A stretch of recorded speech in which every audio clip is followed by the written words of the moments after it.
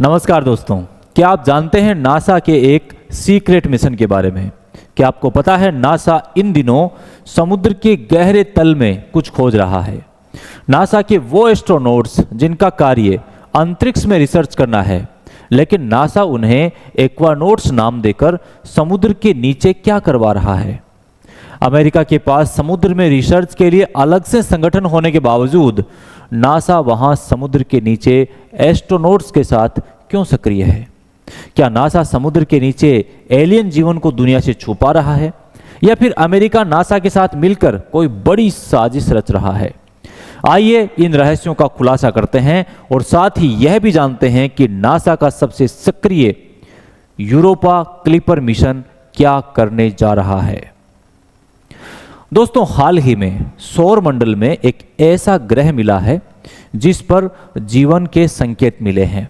हाँ, आपने बिल्कुल सही सुना, यह ग्रह हमारे सौर मंडल का ही हिस्सा है।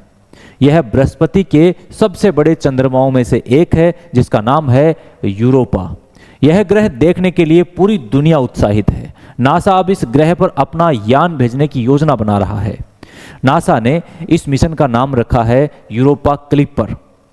यह मिशन अक्टूबर 2024 में लॉन्च होगा और 5.5 साल की यात्रा के बाद 2030 में यूरोपा पर पहुंचेगा। लेकिन यूरोपा मिशन शुरू करने से पहले नासा एक प्रोजेक्ट पर काम कर रहा है जिसका नाम है नीमो, NEEMO। इस प्रोजेक्ट के तहत नासा समुद्र के नीचे कुछ खोजबीन में लगा है। अब सवाल यह आता है कि जब मिशन दूसरे ग्रह पर विद्यमान जीवन को खोजना है तो नासा समुद्र के नीचे क्या कर रहा है? सबसे पहले बात करते हैं नीमो प्रोजेक्ट की। इसके माध्यम से नासा समुद्र की गहराइयों में कुछ खोज रहा है। नीमो का पूरा नाम है NASA extreme environmental mission operation.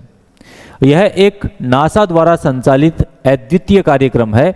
इसमें एस्ट्रोनॉट्स और वैज्ञानिकों को एक्वानॉट्स के रूप में प्रशिक्षित किया जा रहा है। इस मिशन के दौरान उन्हें अंडर वाटर लेबोरेटरी में विभिन्न अंतरिक्ष मिशनों के लिए प्रशिक्षण दिया जाता है।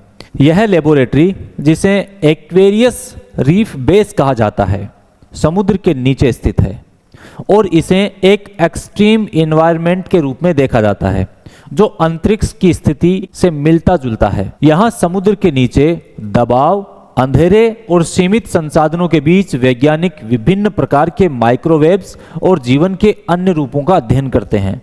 ये परिस्थितियां बहुत हद तक उन जगहों से मिलती जुलती है जहां हम अंतरिक्ष में जीवन की संभावनाएं तलाश रहे हैं, जैसे मंगल ग्रह या यूरोपा।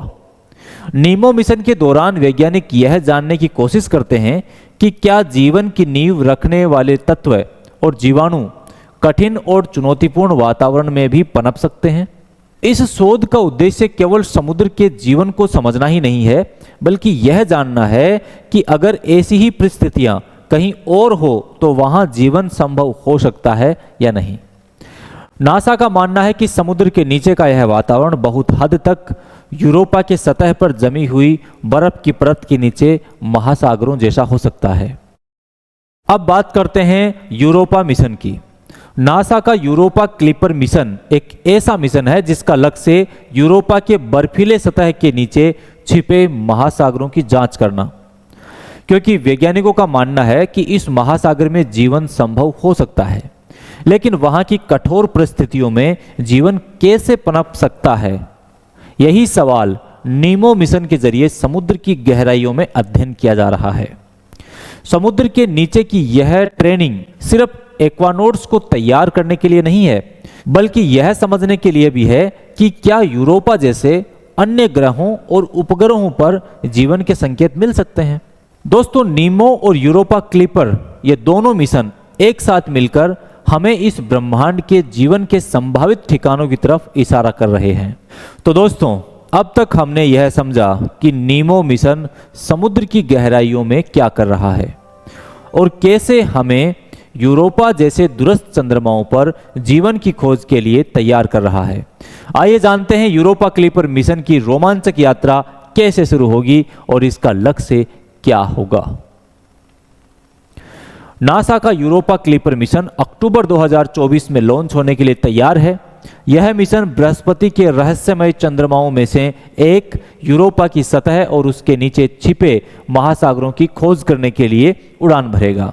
यह कोई साधारण यात्रा नहीं होगी, बल्कि 5.5 साल की लंबी और चुनौतीपूर्ण यात्रा होगी, जिसमें अंतरिक्ष यान को कई बार बृहस्पति के गुरुत्व आकर्षण का उपयोग करते हुए अपनी गति को तेज करना होगा। यूरोपा पृथ्वी से लगभग 628 मिलियन किलोमीटर दूर है। इतनी लंबी दूरी तय करना कोई साधारण बात नहीं है। इस दूरी को पार करने के लिए यूरोपा क्लिपर को लगभग 5.5 साल की लंबी यात्रा करनी होगी। लेकिन सवाल यह है कि इतनी दूरी के बावजूद यह मिशन अपनी मंजिल तक कैसे पहुंचेगा। दोस्तों, अंतरिक्ष में दूरी तय करना और किसी ग्रह या चंद्रमा तक पहुंचना आसान नहीं होता, खासकर जब यात्रा 5.5 साल लंबी हो, क्योंकि ग्रहों और चंद्रमाओं की स्थिति बदलती रहती है। बृहस्पति और यूरोपा और अन्य ग्रहों की स्थिति भी लगातार बदलती रहती है, इसलिए वैज्ञानिकों को बेहद सटीक गणनाओं की जरूरत पड़ती है। दोस्तों, यूरोपा क्लिपर की यात्रा के दौरान इसका रास्ता बार बार विभिन्न ग्रहों के गुरुत्वाकर्षण से प्रभावित होगा। इसे ग्रेविटी असिस्ट या स्लिंग शॉट तकनीक कहते हैं। इस तकनीक के जरिए अंतरिक्ष यान ग्रहों के पास से गुजरते हुए अपनी गति को बढ़ाएगा, जिससे यह बृहस्पति तक पहुंच सकेगा। इस दौरान मिशन को सटीक गणनाओं के साथ यह तय करना होगा कि कब और कैसे इस तकनीक का उपयोग किया जाए, ताकि अंतरिक्ष यान सही दिशा में आगे बढ़ सके। दोस्तों, इस यात्रा के दौरान यह अंतरिक्ष यान सूर्य के चारों ओर कई बार चक्कर लगाएगा और शुक्र और पृथ्वी के पास से भी गुजरेगा। जब यह बृहस्पति के पास पहुंचेगा तो इसको बृहस्पति की गुरुत्वाकर्षण शक्ति का सामना भी करना पड़ेगा, जो इसे और तेज गति से यूरोपा की ओर धकेलेगा। 2030 में जब यूरोपा क्लिपर अपनी मंजिल तक पहुंचेगा तो इसका पहला कार्य होगा बृहस्पति की विकराल गुरुत्वाकर्षण शक्ति को समझदारी से संभालना और यूरोपा की कक्षा में प्रवेश करना। वहां पहुंचने के बाद यह मिशन यूरोपा के चारों ओर कक्षाओं में घूमते हुए इसकी बर्फीली सतह के नीचे छिपे महासागरों का अध्ययन करेगा। इस यात्रा के दौरान यह उपकरणों की मदद से सतह के नीचे की संरचना, तापमान और जीवन के संकेतों की खोज करेगा। यूरोपा क्लिपर सबसे पहले यूरोपा की सतह के ऊपर से उड़ान भरेगा और अपने शक्तिशाली उपकरणों से सतह की गहराई का अध्ययन करेगा। इसका पहला लक्ष्य होगा यह पता लगाना कि सतह के नीचे कितना गहरा महासागर है और क्या वहां बर्फ की परत के नीचे पानी तरल अवस्था में मौजूद है अथवा नहीं। इसके बाद यूरोपा की सतह के नीचे की रासायनिक संरचना को समझने के लिए मिशन के उपकरण बर्फ की परत के भीतर जाकर सूक्ष्म अध्ययन करेंगे। यह अध्ययन यह जानने में मदद करेगा कि वहां कौन कौन से तत्व मौजूद हैं और क्या वे जीवन के लिए उपयुक्त हो सकते हैं। इसके साथ ही मिशन यह भी देखेगा कि क्या सतह पर किसी प्रकार की गतिविधि हो रही है, जैसे कि बर्फ के फटने या ज्वालामुखी गतिविधियां। क्या इनके संकेत मिल रहे हैं जो वहां के महासागर की गहराइयों में होने वाली संभावित प्रतिक्रियाओं के बारे में सुराग दे सकते हैं। दोस्तों, यूरोपा क्लिपर का अंतिम और सबसे महत्वपूर्ण कार्य होगा उन जगहों की पहचान करना जहां से जीवन के संकेत प्राप्त हो सकते हैं। वैज्ञानिक यह मानते हैं कि यूरोपा की बर्फीली सतह के नीचे स्थित महासागर में हाइड्रोथर्मल वेंट्स हो सकते हैं, ऐसे स्थान जहां गर्म पानी और खनिज पदार्थ समुद्र तल से निकलते हैं।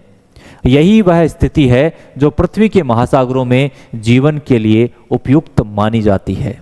मिशन के दौरान यूरोपा की सतह से संभावित जैविक अणुओं और सूक्ष्म जीवों की खोज की जाएगी।